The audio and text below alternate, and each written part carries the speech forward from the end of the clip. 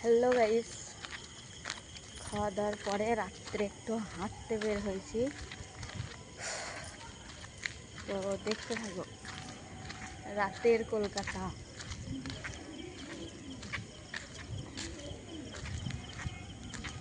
খাওয়া দাওয়ার পর ভাবলাম যে একটু বের হয় রাস্তা দিয়ে। রোজ আসা হয় খাওয়া দাওয়ার পরে, রাত্রে একটু বের হয়, কেননা খাওয়া দাওয়ার পর খুব কষ্ট হয়ে যায়। তাই ভাবি যে রাস্তায় একটু হেঁটে বেড়াই, তাহলে শরীরটা একটু হয়তো ঠিক থাকবে।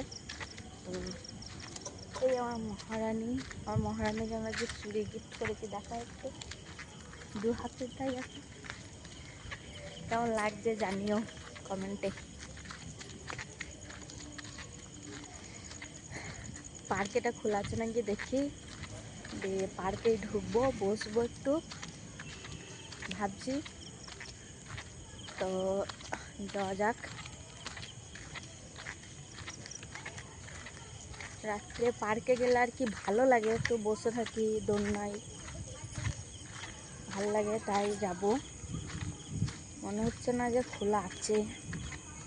চলো দেখতে থাকো। আর গুঙ্গি কথা বলতে পারে না, কি বলবো দেখো। সারাদিন কাজে কাজে থাকে তো, তাই ব্লগ দেওয়া হয় না। তাই এখন মনে হচ্ছে না পার্কে খোলা আছে। খোলা থাকলে ভেতরে ঢুকবো। ভাবলাম রাত্রে ঢুকবো, লাইটগুলো জ্বলে ভালো লাগবে, বন্ধ করে দিয়েছে গাইস।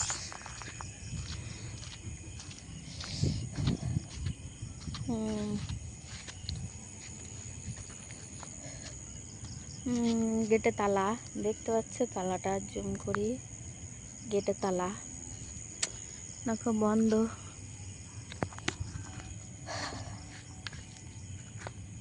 চলো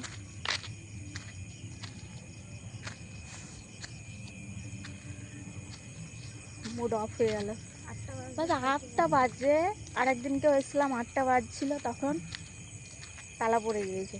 ভাই এখন 8:30 বাজে, 8টার মধ্যে মানে বন্ধ করে দেয় পার্কেটা।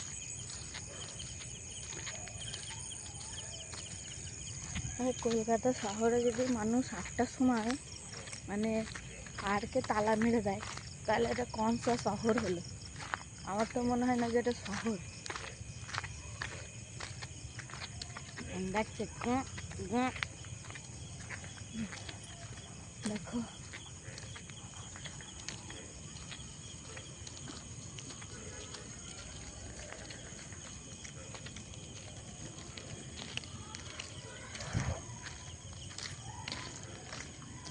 এত গরম, এত গরম মানে কি বলবো।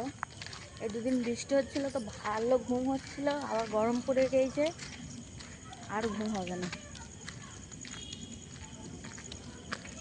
মানে 8টা না বাজতে হয়তো সবাই সবাই ঘরে ঢুকে গেছে, তো রাস্তায় আমি আছি, আমার মহারানী আছে, আর কেউ নেই, কেউ নেই,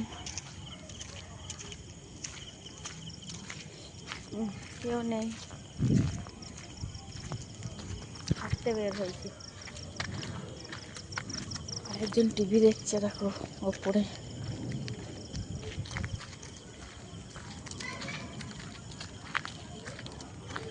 দুটো বাচ্চা এই বিল্ডিংয়ে খেলা করছে। কুত্তা